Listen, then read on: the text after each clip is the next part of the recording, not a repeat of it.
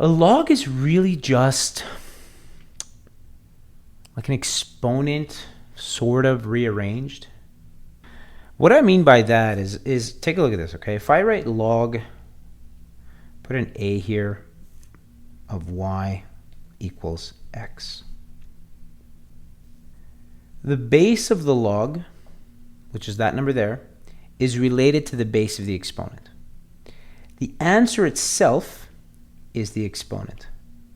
So what I'm saying is here a to the power x equals y. That's the relationship. This to the power this equals this. That's the first kind of rule of logs you want to know, is how is the log related to the exponent. And let me see if I wrote it here. Yeah, here, see? This to the power of this equals this. Okay, let's keep that in mind. The rest of them are, and so because the exponent and the logs are essentially the same thing in just written differently and used in different situations, the rules are kind of similar, but they feel almost like they're inverted. So let's go through some of these. First of all, a basic log without a base, always assume that the base is 10. So if you see just log, that has a base of 10. If you see a log like this, log m of x. If you wanted to say punch this into your calculator, on your calculator you would do log x divided by log m. And sometimes we call this ln, or the natural log. That's an e. E is just an exponential variable. It's kind of like pi. It has a specific value. So if ever you see ln, that's like saying log e. This rule is very important. When you have a constant or a multiplier in front of the log, it's the same thing as moving it as putting it as the exponent. So you see these two numbers are the same. Look, I move the k as the exponent. These next two are pretty similar. When you have the same base and the same value here, they basically cancel out. So when there's nothing else, then you get a 1, because that's like a 1 here. But if the b here has an exponent, then these all cancel out, and you're left with just that exponent. Okay. Then the actual operations when it comes to logs, again, not that different from when you're dealing with exponents. When you have the same base and the logs are being added, you can combine them by multiplying. When you have the same base and the logs are being subtracted, you can combine them through a division. Okay? Let's get into it. That's a lot of talking. I think I have like several examples here for us to do. 8, 9. Yeah, perfect. Okay. So let's start. Let's do this one here. Solve for x. So this is an easy one because you only have a log on one side. This is really testing you on that first rule. If you understand that this to the power this equals this. So 2 to the power 7, that's your x. So 2 to the power 7 is 128. X equals 128. Now something I'll mention, okay, and it's one of these rules here, I think. This value has to be positive when you're doing logs. You can never take the log of a negative number. And that's going to be an important thing to think about. It's not important for this first question I did, but I just want to plant that seed from now because at some point it'll start to matter. Okay, here we go. Here, pretty similar. You have only a log on one side, so you can just use that basic rule. So this is your base, this is your exponent, and it's going to equal this. So 2 to the power 4 equals x squared. Okay, 2 to the power 4 is what? 2, 4, 8, 16 is x squared, right? So now if you square root, because you want to get rid of that, right? You square root, you're going to get x equals, it could be plus or minus 4. You want to be careful with that. You have to remember that both, when you square root a number, then it could be either negative that number or positive that number. Why? Because negative 4 squared is still positive 16. Positive 4 squared is also positive 16, so here you have two answers. Now, do not stop here. You have to always, when it comes to logs, check. And what I mean by check is, check to make sure that it's even possible for these two answers to work. Why? Well, here, if I take, let's say, positive 4 and I plug it into here, that would be log 2, right, of 4 squared. So log 2 of 4 squared is 16 equals 4. And this is fine, right? I know 2 to the power of 4 is 16. Well, what if it was negative 4? Same thing. Log 2 of negative 4 squared, which means log 2. What's negative 4 squared? Negative 4 squared is 16. And that's fine. I'm just checking to make sure that this number is not negative. If that number is negative, it means that value can't, that value of x doesn't work. Okay, keep that in mind. So here the answer is both positive and negative x, but we're going to get to an exercise in a moment where even though mathematically you got to an answer, then that's not the answer. Okay, so let's go to this one. So what am I looking? Now I've got logs on both sides. Okay, so I'm thinking, okay, we need to first of all try, like with the exponent, you want to try and reduce it to just having one log on one side and one log on the other side so that you can cancel them out. And then if you have multiple logs on one side, you want to start to combine them together. So here I've got the same base. So what did we learn? We learned that if we have the same base and you want to combine them, you just multiply them together. So it'd be x, that's this one, times x plus 2. Okay? So now I've grouped those two together. And on the right-hand side, I've got log 2 of 35. When you can get to this point where you have just one log on one side and one log on the other side, and they have the same base, boom, you can get rid of them.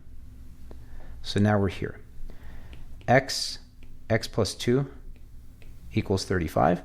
And you just keep working on it. So now I'm going to expand this, and it becomes x squared plus 2x equals 35.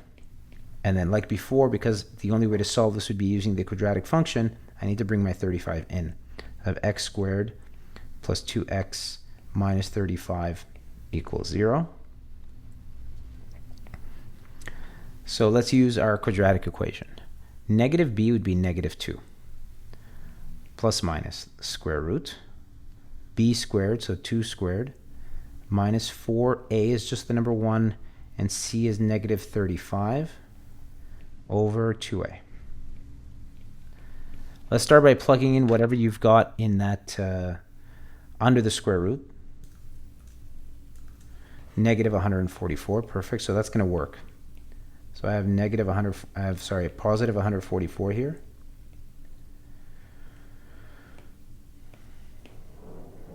Okay, so we can keep working on it. We know the square root of 144 is 12. So my first answer, x1, would be negative 2 plus 12 divided by 2. Negative 2 plus 12 is 10. 10 divided by 2 is 5. The second one would be negative 2 minus 12 divided by 2. Negative 2 minus 12 is negative 14. Negative 14 divided by 2 is negative 7. So we have two answers. But, again, don't just accept those answers because you got there mathematically. They have to work. That negative 7 does not work. Why? Because if you go back to the original equation, here you would end up with log 2 of negative 7, and we said that you cannot take the log of a negative number. So as soon as that happens, as soon as your value, right, your solution gives you a negative log, right, or taking the log of a negative number, then you have to reject it. So this cannot be a solution. What about the 5? Make sure the 5 works too. Well, the 5 works just fine over here because it's positive. And then here, if I do 5 plus 2, that's a 7. That's also fine. Check. Don't assume that just because your answer is positive that it's always going to work, right? Imagine that this had been minus 6. Like log of x minus 6. Well, then even your 5 would be no good. Because if you plugged in a 5 here, 5 minus 6 would be negative 1. You can't take log of a negative number. So guys, check your answers. Especially, I mean, this isn't even checking. This is actually part of your solution. So there's actually only one solution here, and that is the number 5. Okay? Always, always, always check. Let's do another one. I want you guys to start pausing the video now between questions and working on them by yourself. Okay, so what do I see here? First of all, I don't see a base. So I know that's a 10. I don't know that it's even going to matter, but I'm just thinking about it. I'll start by combining these two. Now, because it's a subtraction in between, I'm going to divide the first one by the second one. And now I've got them to the, to one log on one side, one log on the other side, so we can cross them out. All right, so x equals x plus 4 over x minus 2. Now we work on the algebra, so you can cross multiply here. So x times x minus 2 equals x plus 4. This is x squared